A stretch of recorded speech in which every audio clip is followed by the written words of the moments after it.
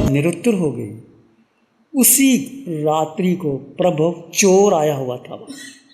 उसने देखा कि अभी संपत्ति ऊपर गई नहीं, तिजोरी में बंद नहीं हुई, आंगन में पड़ी है।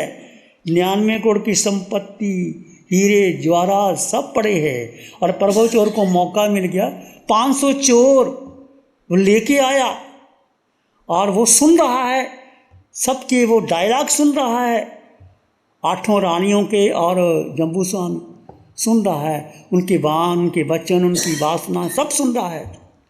जब जम्बू कुमार ने सबको निरुत्तर कर दिया, वो हार गई। शर्त थी कि एक एक अपना संवाद रखेगी और एक एक रखेगा। जो जीत गया जीत गया, हार गया तो हार गया। 8 की 8 हार गई और जम्बू जीत गया। और उन्होंने कहा मैं तो दीक्षा लूंगा, कहते हम भी दीक्षा लेंगे। प्रभव चोर ने देखा, उसके पांव जम गए, ऐसी विद्या थी, वो पांव उठे नहीं। प्रभव चोर ने सोचा कि जो इतनी संपत्ति छोड़ करके, तृण के समान छोड़ करके दीक्षा लेना चाहता है और मैं उसको लूटने आया हूं, क्या मेरा दिमाग। हृदय परिवर्तन हो गया। हृदय परिवर्तन हो गया तो आया कि मुझे ये विद्या दे दो और मुझे वो विद्या ले लो। जम्मू ने कहा ये विद्या क्या करनी है, दूसरी विद्या कोई काम आने वाला नहीं, एक मोक्ष की विद्या ले लो। तो कहते हैं, इतिहास साक्षी है, प्रभव चोर 500 चोर, उनके माता पिता, जम्बू स्वामी के माता पिता और 8 पत्नियां, 527 लोग सुबह होते ही सुधर्मा स्वामी के पास दीक्षा के लिए जाते। कैसा नज़ारा होगा। 527 लोग सुधर्मा स्वामी के पास जाते हैं और दीक्षा ले लेते हैं। 99 करोड़ की संपत्ति आंगन में पड़ी है। ऐसा दृश्य देवी देवता भी देखते होंगे। कितना त्याग की महिमा है। आज वो हमारे सामने ऐसा आदर्श आता है। कैसा हुआ कुछ, कैसे संपत्ति को छोड़ दिया जन्म। कारण एक ही था, जिसको निस्सार समझा और सत्य को, भगवान की वाणी को सत्य। जो भी हमारे पास आज वाणी है, 32 सूत्रों का सार है, भगवती सूत्र है, या भगवान महावीर की वाणी है, अंतगढ़ सूत्र की वाणी, जो भी है। सुधर्मा स्वामी पाठ पर विराजे, क्योंकि गौतम स्वामी को केवल ज्ञान हो गया। सुधर्मा के स्वामी के बाद जम्बू स्वामी। तो सुधर्मा स्वामी ने जम्बू स्वामी को जो कहा भगवान ने कि मेरी तरफ से कुछ नहीं, भगवान की वाणी जो जैसी है उसको वैसा बताना, रत्ती भर भी इधर उधर नहीं मिलाना। तो बहुत दोष लगता है। नहीं समझ में आओ तो कहो प्रभु मुझे समझ में नहीं आया, तुम्हारी वाणी सत्य है पर मेरा कहना सत्य नहीं है। तो संकित ऐसी कला है जिसको जम्बू स्वामी स्वयं नहीं गया, 8 रानियां, माता पिता, प्रभव चोर, 527 लोग सारी संपत्ति को ठुकरा करके दीक्षा ले ली और अंतिम मोक्षकामी बने के जम्बू स्वामी। और उनकी वाणी आज हमारे पास है। तो सम्मकत ऐसी कला है जिसको प्राप्त करने के बाद जाती नहीं, एक बार आ जाए। जीव को, आत्मा को छोड़ करके जाता नहीं। सम्यक दर्शन के बाद प्रकृति का जोर नहीं चलता।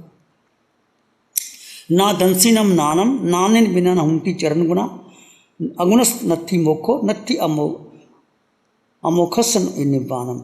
सम्यक दर्शन नहीं तो ज्ञान भी नहीं। दृष्टि है तो ज्ञान है, दृष्टि नहीं तो ज्ञान अज्ञान बन जाता है। जी आसवा ते परिसा, जो परिसा से आसवा। भगवान की वाणी कहती है सम्यक दृष्टि आश्रम को संवर में बदल देता है और मिथ्या दृष्टि संवर को आश्रम में बदल जाता है। ये सब दृष्टि का अंतर है, दृष्टि का भेद। दृष्टि को समझो। सम्यक दर्शन नहीं तो ज्ञान नहीं, ज्ञान नहीं तो चरित्र नहीं, चरित्र नहीं तो वीतरागता नहीं, वीतरागता के बिना कर्म क्षय होते ही नहीं है। जो सैसंग सैसानंग संगाम में दुज्जय जिने एगंग जिने जप्पानंग एसो परमो देव। उत्तरधन सूत्र में अध्ययन आता है 10 लाख योद्धाओं को जीतने के बाद एक आत्मा को जीतने वाला अधिक श्रेष्ठकारी होता है। ये शब्दों से बल प्राप्त नहीं होता, शास्त्र पठन से नहीं होता, तत्व चर्चा से नहीं होता, कर्म कांड करने से नहीं होता। ये बल प्राप्त होता है मात्र सम्यक दर्शन। सम्यक दर्शन के 8 अंग बताए थे। ज़्यादा पहला अंग क्या कहा था? निशंकित, शंका रहित। शंका आ गई आपको, जैसे तन मन दूध है तो कितना उसको एक बूंद चाहिए खटास की, नींबू की 2 बूंद सारे दूध को फाड़ देगी। जरा सी शंका आई तो वो जिन वंचनों पर शंका नहीं रखना। आज 8 को कल आपको बताया था, जोधपुर नरेश उस आचार्य के पास जाता है कि मुझे जैन धर्म की बातें अच्छी नहीं लगती। ऐसा हो सकता है क्या? एक पानी की बूंद पर इतने जीव, हजारों लाखों जीव। आचार्य ने कैसे युक्ति से समझाया। ऐसे महान आचार्य हुए हैं जो दोनों हाथों से, दोनों पाँव से लिखते थे। एक ही चावल की बूंद पर 108 हाथी बना दिए और राजा को पकड़ाया, और राजा ने देखा कुछ नहीं, सूक्ष्म दृष्टि से देखा। राजा चंपित हो गया कि एक चावल के दाने पर 108 हाथी बन सकते हैं, श्लोक लिखे जा सकते हैं। फिर वो समझ गया। तो आचार्य ने समझाया, राजन सर्वज्ञ की वाणी पर शंका मत करो, हमारी दृष्टि समझने की नहीं है, वो सर्वज्ञ की दृष्टि है, उसको समझो। तो निशंका, जब शंका नहीं तो आप अभय होगा, साहस वाली हो गई, आप सारा कार्य साहस से करोगे। दूसरा है निकांक्षित। निकांक्षित का मतलब आकांक्षा कर लेना, अन्य दर्शनों को स्वीकार करने की इच्छा, कांक्षा। जिन वचनों पर, जिन ग्रंथ प्रवचनों पर, सर्वज्ञ दर्शन की वाणी पर शंका नहीं करना, अन्य तीर्थों की ओर से आकर्षित ना होना। दूसरे कितने मत है? 363 मत है।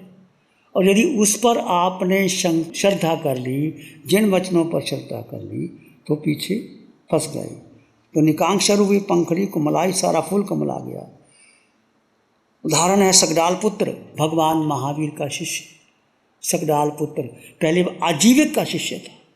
एक आजीविक मत है जो कहते हैं सब नियति से होता है, कि ये कुछ नहीं होता। भगवान महावीर का शिष्य था, परंतु वह आजीविका पंथ को स्वीकार करने लगा और भगवान महावीर की वाणी को छोड़ दिया। और अंत में पछताता है आजीविका कि जो भगवान ने कहा वो सत्य है, मैं जो कहा वो झूठ है। परंतु एक मत चल पड़ा, एक मत चल जाता तो चलता ही रहता। ऐसा तो सकडाल पुत्र क्या हुआ? वो कुम्हार था। उस जमाने में उसकी 500 दुकानें थी, कुम्हार थी। उस समय खेती बाड़ी होती थी, गाय होती थी, 40,000 गायें, 60,000 गायें, और उसके पास एक ब्रज था, 10,000 गायें थी उसके पास। 3 करोड़ की संपत्ति थी, 3 करोड़ की संपत्ति। 500 दुकानें उसकी थी, कुम्हार की। तो एक देव प्रकट हुआ कि भगवान के गुणों का वर्णन करने लगा कि देखो कल तुम्हारे पास भगवान आएंगे और सकडाल पुत्र उनकी पूजोपासना करना, वो सर्वज्ञ सर्वदर्शी है, सब जानते हैं, देखते हैं, और उनके पास दर्शन करना। सकडाल पुत्र ने सोचा ये तो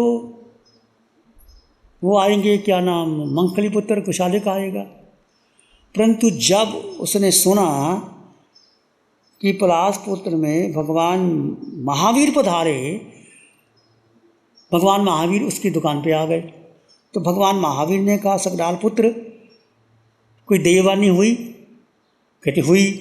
तो तुमने समझा कि वो मंखली पुत्र कुशालक की है? कहते नहीं, वो देव ने मेरे बारे में कहा था। सकडाल पुत्र आश्चर्यचकित रह गया कि अच्छा, मैं तो उनको मान रहा था अपने धर्मगुरु को, वो आजीविका पथ का मानने वाला था। तो भगवान की वाणी सुनी। भगवान की वाणी सुन के बाद वो भगवान महावीर ने उनको स्थिर किया कि देख, ये जो आजीविका पंथ है, नियति बात सही नहीं है। उसने, भगवान ने पूछा, अच्छा ये तो 500 दुकानें हैं, घड़े हैं, मिट्टी है, ये कैसे बनती हैं? तो उसने कहा भाई देखो मैं मिट्टी लाता हूँ, कूटता हूँ, पीटता हूँ, वो घानी में पीटती है, फिर वो घड़ा बनता है, सब चीज़ें बनती है। तो भगवान ने कहा कि ये ऐसे बन गई, तुमने पुरुषार्थ नहीं किया।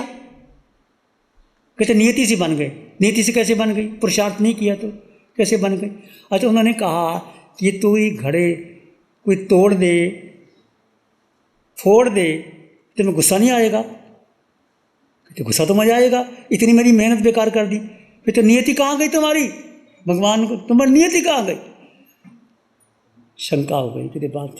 फिर उसने कहा तेरी धर्म पत्नी जो सुशीला है, कोई पुरुष उसको लेके जाए, नियति है वो तो, क्या तुम उसको छोड़ोगे, दंड दोगे? कहते भगवान ये कैसे है? यदि कोई मेरी पत्नी को का शील भंग करना चाहे तो मैं तो उसको खत्म कर दूंगा, दंड दे दूंगा। तो भगवान कहने लगे भाई नियति नहीं है, पुरुषार्थ है। फिर समझ में आ गया। वो शकडाल पुत्र भगवान महावीर का शिष्य बन गया और उसने आजीवक पंथ को छोड़ दिया। और ऐसे ऐसे भगवान महावीर के 10 श्रावक हुए हैं। और जिन्होंने निर्ग्रंथ पर सुन करके, तो गुशालक अपने मत को स्थिर करने के लिए फिर आया उसके पास, शकडाल पुत्र के पास के देख। तो शकडाल पुत्र ने कहा नहीं, उसने आदर ही नहीं दिया। आदर क्यों नहीं दिया? कहने लगे नहीं भगवान का मार्ग सच्चा है। तो उन्होंने कहा जो तुम्हारे पास पीठ, फलक, शैया, संतारक चाहिए वो ले लो। तो उसने भगवान की प्रशंसा करी। तो कहते अच्छा आपने भगवान की प्रशंसा करी तो ले लो, पर सच्चा तो भगवान का मार्ग है। तो शकडाल पुत्र ने कहा तुम भगवान से शास्त्रार्थ क्यों नहीं करते, फिर मेरे से क्यों करते हो, भगवान से करो। गुशालक ने कहा मैं उनसे शास्त्रार्थ नहीं कर सकता, मेरी ताकत नहीं है, वो मुझे पराजित कर देंगे।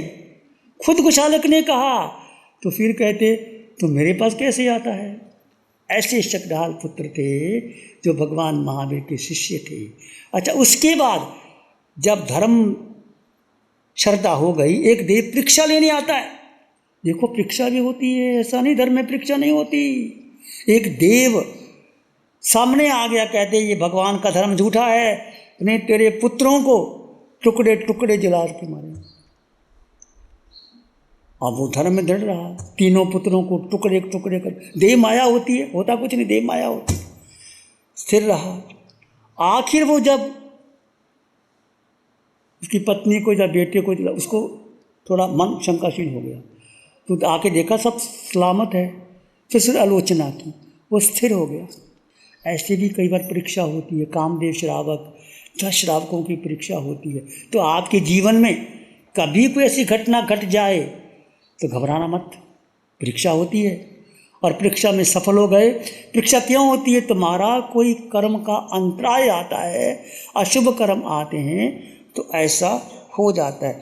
तो शकडाल पुत्र आजीविका पंथ में थे, भगवान महावीर के 10 श्रावकों में श्रावक बने। इतनी दृढ़ आस्था हो गई कि देव भी डिगाने आए पर वो डिगने नहीं पाता। एक आर्द्र कुमार की घटना आती है। आर्द्र कुमार अनार्य देश में जन्म लिया। आर्द्र कुमार नरेश और श्रेणिक राजा का दोनों का आपस में मैत्री संबंध था। अभय कुमार से परोक्ष परिचय था। अभय कुमार ने समझा, अभय कुमार बहुत तीक्ष्ण बुद्धि के मंत्री थे। उसने सोचा आर्द्र कुमार ये मोक्षगामी आत्मा है, तो उसने उनको आत्म साधना की सामग्री दे दी। मतलब समय की वेशभूषा, रजोवर्ण, पात्र वो दे दिया उसको। और उनको लेकर के वो उपहार देखते ही उसको पूर्व जन्म का ज्ञान हो गया। ज्ञान हो गया तो वो उसने भगवान महावीर का धर्म अंगीकार कर लिया। और अग्नि करने के बाद एक बार फिर भोगावली कर्म आया, फिर वो छोड़ गया, फिर वो वापस आ गया प्रस्थान। पूर्व जन्म का स्मरण आने पर फिर निर्ग्रंथ धर्म को अंगीकार कर लिया और उसको डिगाने के लिए गुशालक आए। उस समय भी गुशालक उसको डिगाने आया, बौद्ध भिक्षु डिगाने आया, वेदवादी ब्राह्मण दिखाने आया, सांख्यवादी एक दंडी दिखाने आया, हस्ती तापस दिखाने आया। उसने सबको युक्ति प्रमाण दे करके निर्गुण सिद्धांत के अनुसार उत्तर दिया। ऐसे आर्द्र कुमार हुए थे।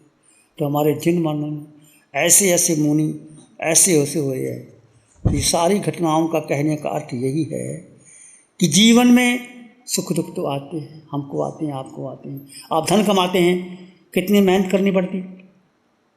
जब ग्राहक आ जाते हैं तो फिर भोजन भी पड़ा रहता है, खाते ही नहीं, शाम को ही खा लेंगे, एक टाइम ही खा लेंगे। क्यों? धन आ रहा है। ये परम धन है भाई, वो धन तो यहाँ रह जाएगा। ये परम धन ग्रहण कर लो। परम धन, ये 8 दिन को आपको एक अवसर मिला है। जितना अधिक से अधिक ग्रहण कर लोगे तो आप आगे बढ़ जाओगे।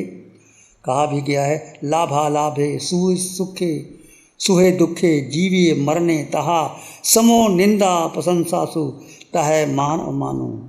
उत्तरदन सूत्र में भगवान की वाणी कहती है कि यदि आपके पास सत्य आ गया, सम्यक दर्शन आ गया, तो लाभ हो, हानि हो, सुख हो, दुख हो, जीवन जीना हो, मरना हो, निंदा हो, प्रशंसा हो, मान हो, अपमान हो, ये किसका होता है? शरीर का होता है। ये भेद विज्ञान की साधना है। प्यारी गुरुवाणी है बड़ी ही सुहानी। नमो अरिहंतानंग, नमो सिद्धानंग, नमो आर्यनंग, नमो जयनंग, नमो लोय सब सावनंग, धम्मो मंगल मुखी ठमा हिंसा संयमो तबो देवावित्तं नमं संति जस धम्म श्यामनो। श्री चत्तारी मंगलम, अरहंता मंगलम, सिद्धा मंगलम, साहु मंगलम, केवली पाणत्तो धम्मो मंगलम। चत्तारी लोग उत्तमा, अरहंता लोग उत्तमा, सिद्धा लोग उत्तमा, साहु लोग उत्तमा, केवली पाणत्तो धम्मो लोग उत्तमा। चत्तारी शरणं पवज्जामि, अरहंते शरणं पवज्जामि, सिद्धे शरणं पवज्जामि, साहु शरणं पवज्जामि, केवली प्रणतं धम्मं शरणं पवज्जामि। चार है शरण